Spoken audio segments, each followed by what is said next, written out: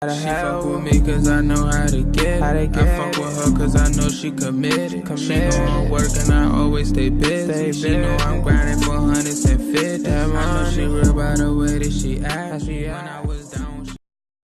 So hey guys, I'm back with another video. This time it's gonna be just me.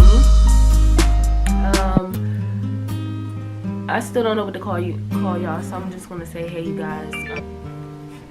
So today's video, I'm sure as you can tell by the title, is going to be a story time. Basically, about my anxiety, how I get through it, how I deal with it, medications I was taking, where it stemmed from, therapy. Like, it's just going to be the rundown. Don't forget to like, comment, subscribe, share the video, send it to whomever out the video.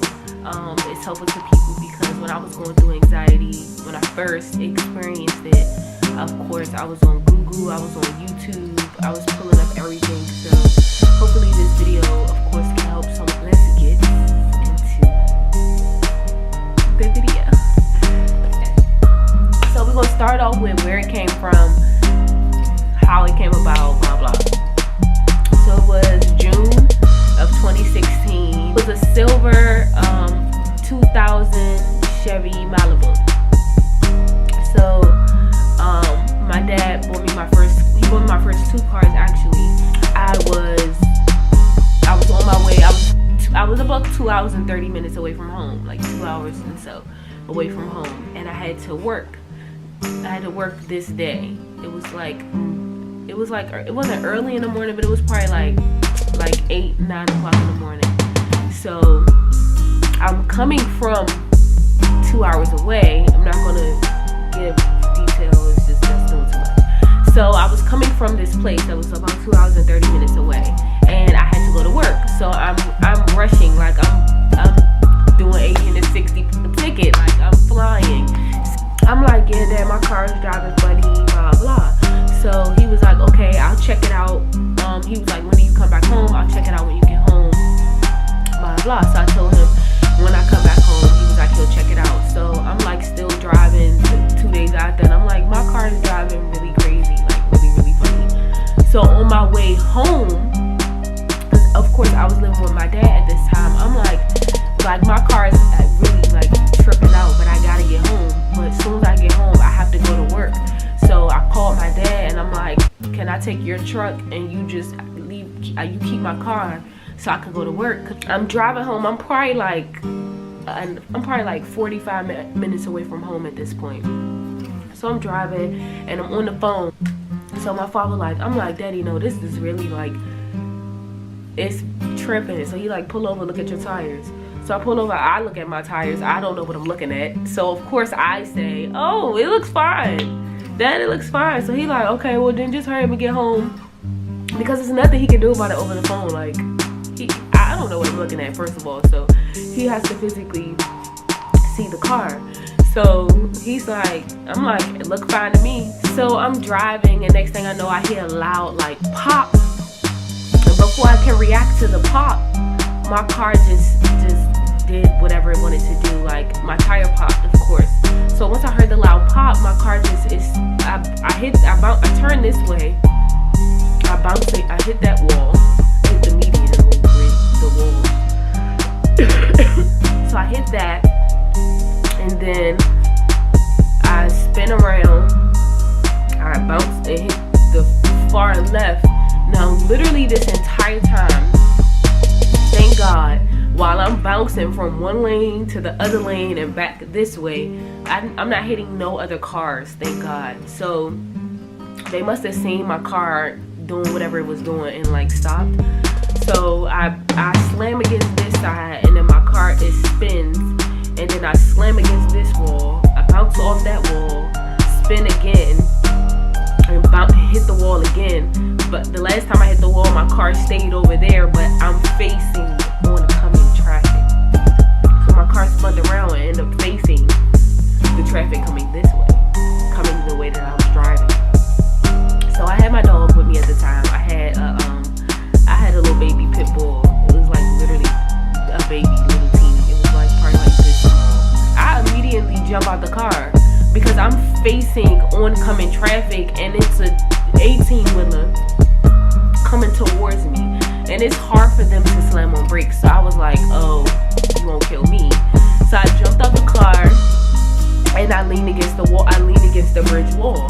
And again, because it's hard for them to slam on brakes, the 18-wheeler is still trucking on, like it's just still coming. So he sideswiped the whole side of my car. Then he stopped. He got out. He looked at his truck, made sure his truck was good, and he got back in and he kept it moving. I said, oh, guess he don't care if I'm okay. So after he do that, like, people started slowing down. They're like, are you okay? Are you okay? I'm ignoring them because, like, what? I'm in my own little world and I'm still trying to fathom what just happened 5 seconds ago. I snapped back into reality. I'm like, oh, my dog is in the car. So I run back towards the car. Mind you, I jumped out my car. I didn't put it in park. I wasn't thinking. I didn't do nothing. I just jumped out the car. So I jump out the car. The car is, after the 18-wheeler sideswiped it, it was rolling down the hill, rolling towards oncoming traffic. But it was like on the shoulder. So I let it roll until it stopped rolling. I just stood there and kept leaning against the wall because I didn't want nobody to hit my car, not paying attention, and then hit me. So I just leaned against the wall until the car rolls, until it stops rolling. So then I run to the car, I put it in park, and then I looked for my dog. I couldn't find it. I just knew my dog flew out the car because I could not find my dog. So I'm like, oh my God. My dog is dead. My dog is gone. Like, I'm freaking out at this point. So I'm looking under the seats. She was under the passenger seat in the back seat though. So when I was looking through the front, I couldn't see her.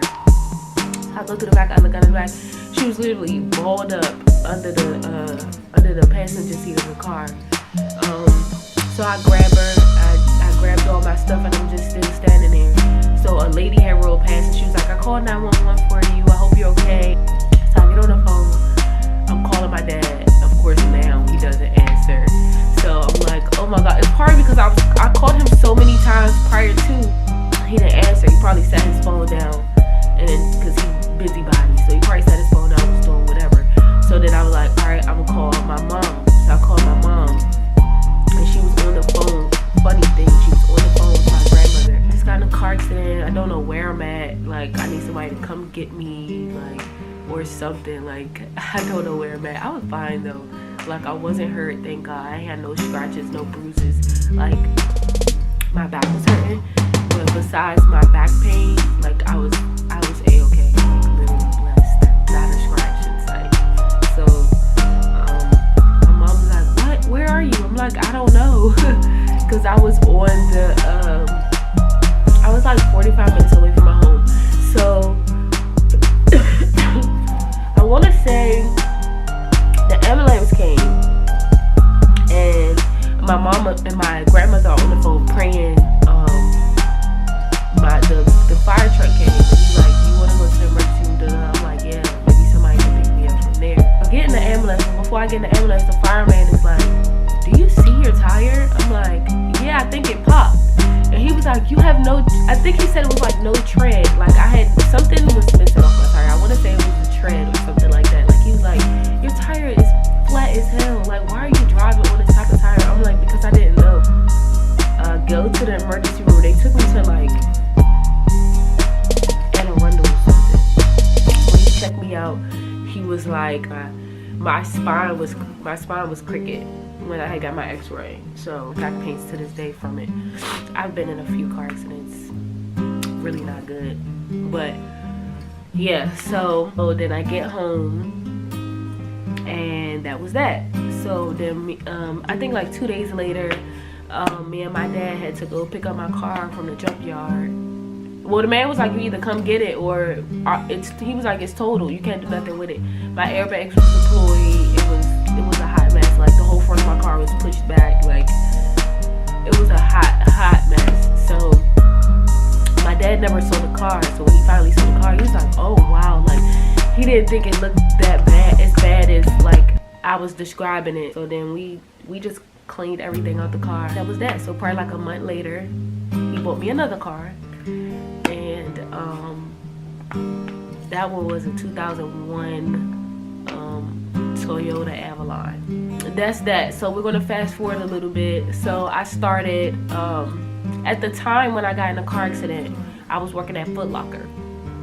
By the time I got my new car, and then I started working at this hospital in DC. It's called Sibley Memorial Hospital or something like that. And so I started working there, but it was $12 a day to park, but I was getting paid a really good coin. But I was like, I still don't want to freaking pay $12 a day to park. Like, I work 5 days a week.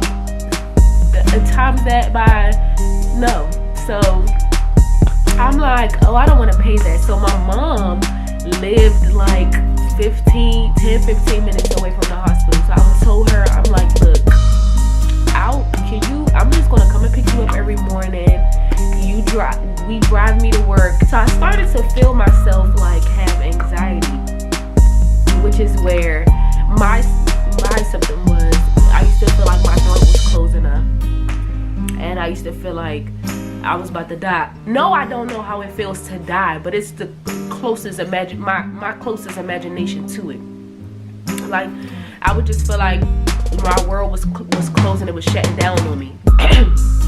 So, but I will only feel it when I'm in the car. So this is how I knew, like, I was really traumatized from my car accident that I had got in June.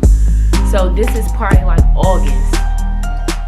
So I'm like, oh my God, like, every time I would get in the car, I would like be having a panic attack. I would be like I can't breathe. Like, mom, roll the window down. Like, I would freak out, and I know it was scaring the crap out of my mom because she's like, what is wrong? Like, there's nothing she can do. It's nothing nobody can do. Okay, I'm back. Whew. So, I just used to feel like my throat was closing. Like, I couldn't breathe. Like, I used to feel like I was like, I'm about to die. Like, I'm about to die. I used to cry. So I would be in the car with my mom. We'll be on the way home from work. And it still gives me anxiety when I'm sitting in traffic too long, or if I'm in the car for too long. But like back then it was bad. Like, of course, coming from DC, driving in DC, the traffic is terrible at 4 or 5 o'clock. So I'm like, I can't do this. Like, I'm like, Mom, I can't breathe. Like, it was every single day. Like, literally every single day. Every single time I would be in the car, like, but when I wasn't in the car, it wouldn't happen. So then, I'm sorry, I'm looking this way, but it's like 4 ambulance truck, and I was just being nosy. So after that, I'm like, okay, I gotta do some research on this because I can't live like this. Like, I wasn't sleeping, I couldn't eat. Like, I would feel like every 5 minutes I would feel like I'm about to die. I couldn't be alone. Like I couldn't be in the house by myself. I couldn't do nothing alone. And majority of the things I have to do alone, I can't take somebody to work with me every day. Like, the only reason why my mom was doing it was because I didn't want to pay the $12 a day to park. So I'm just like, I can't do this for the rest of my life. Have somebody with me every little thing I do. Like, life just does not work like that. And then other people are going to get busy and they're not going to be able to come with you, and it's just going to be too much. So I'm like, I have to. So I started researching it, like, and of course everybody was saying, like, it's in your mind. It's all in your mind, which is very true. Your mind is very, very powerful, very powerful. So I would I downloaded like Candy Crush and like this little cooking game I play. So I downloaded those, and it really helped. It was distracting my mind for the time being, to help cope with my anxiety, but it still wasn't helping the situation. So then I went to the doctor. So I went to the doctor, and she prescribed me Ativan and Zoloft for depression and anxiety. Because she was like, you're depressed. I can tell, like, which I was, because the anxiety was making me depressed. I wasn't depressed, like, so something I'm going through in life. It was just me having anxiety was depressing me. Like, that's the majority of when people are depressed. They're depressed because of something bad they're going through in their life, or something negative they're going through in their life. Like, I mean, it probably is a few people out there who are just naturally depressed, but more times than none, your depression is stemming from something you're going through. Early 2016, way before I even got in my car accident, was when me and my girlfriend came back into my life. We was just friends, but that's when she came back into my life. I came into her life, whatever, however you want to put it. So anytime I was around her, it was like I didn't have anxiety. Like, she was literally like taking it away from me. Like, I wasn't having no anxiety attacks. Like, I was good, and then soon I would get by myself, or I would not be with her. It would just be bad. It wasn't just her, but anytime that I'm around anybody, it doesn't bother me because I'm being entertained. Like, I have somebody in my presence. It's more so when I'm alone, or it's when I'm alone or when I'm too stressed. It bothers me. Or sometimes it'll just randomly bother me if I'm in a car too long. Like, if I'm in a car way too long. So that was that. So she gave me Ativan and Zoloft, and it really helped. I took it for 30 days. She gave me a 30-day supply. I took it for 30 days, and it helped. Like, literally, I didn't have no anxiety attacks. Like, I was good. It worked. But I'm the type of person where I don't want my body to be dependent on medication. So I took it for the 30 days, and I never refilled it after that. And also, I stopped taking the medication because it was side effects to it. It was just side effects to the medication that I didn't want to deal with for the rest of my life, and I didn't want my body to get used to the medication. So I was like, okay, I have to find other ways to deal with my anxiety to the point where I don't have to be on medication. So I did a lot of research on it. Like, a lot of people just say draw, color, knit, like, do anything to keep yourself busy. Like, just stay busy. See, I have to be doing something, cooking, cleaning, anything where I'm not sitting and my mind gives my mind a chance to run. Anything, I'll be good. It's not that bad. Now I have control over it, so it doesn't bother me. I know what to do when I can feel it coming on. Like, I can feel my anxiety start to bother me. So now I just make sure I immediately get busy, start doing something. That's all I have to my story. I hope you guys enjoyed. If you do have anxiety, go to the doctor and get medication. I did try therapy. It wasn't for me. It's nothing wrong with going to therapy. Just me personally, I dealt with my anxiety better myself versus someone just trying to pick my brain. That's just my personal opinion. But try all options. I tried them. Don't knock it till you try it. Try the medication. See how it works for you. You might not have the side effects that I have. You may not have any at all. If it works for you, try therapy. Your opinion may not be the same. It may work for you. Therapy works for a lot of people. It just wasn't for me. Try the games on your phone. Yeah, so we're gonna go ahead and end this video right here.